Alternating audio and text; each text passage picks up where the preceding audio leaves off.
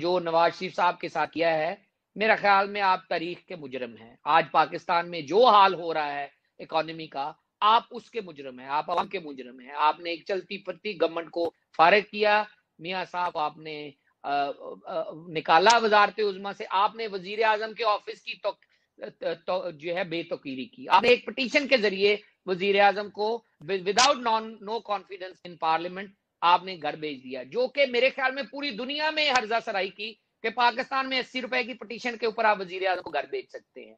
پھر آپ نے جس طرح کے ان کے اوپر الزامات مقدمات چلائے، اربوں خربوں کی بات کرتے کرتے آپ اقامے پہ آ کے آپ نے ان کو جو ہے سزا دی، اور ایسٹ بیون مینز کے کالے قانون کے تحت آپ نے ان کو سزا دی.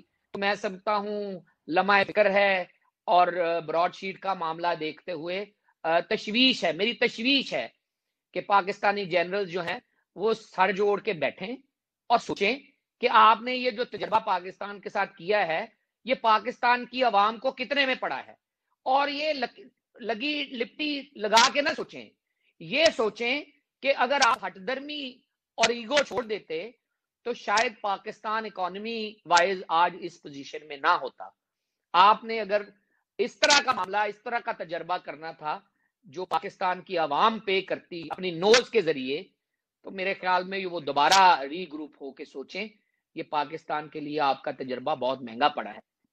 انصاف اور قانون کے کسی بھی آپ کسوٹی کے اوپر پرکھ لیں، میاں نواز شریف کا مقدمہ میاں نواز شریف کے حق میں ہوتا نظر آئے گا.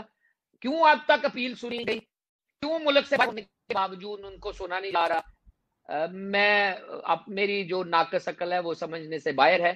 ان کا کیس اب تک ختم ہو جانا چاہیے تھا ارشد ملک کی ویڈیو کے بعد، لیکن میرا خیال ایگو ہٹ دمی آڑے آ رہی ہے. لیکن جو نقصان ملک کا کیا ہے انہوں نے، میرا خیال ہے کہ آخری لائن، میرا خیال ہے جو نقصان ملک کا کیا ہے، یہ رولز آف نیچر ہے کہ مکافات عمل جو ہے وہ آپ کو اس کا اسی کٹہرے میں جواب دینا پڑتا ہے، اور ان لوگوں کو جواب دینا پڑے گا. مجھے کوئی شک نہیں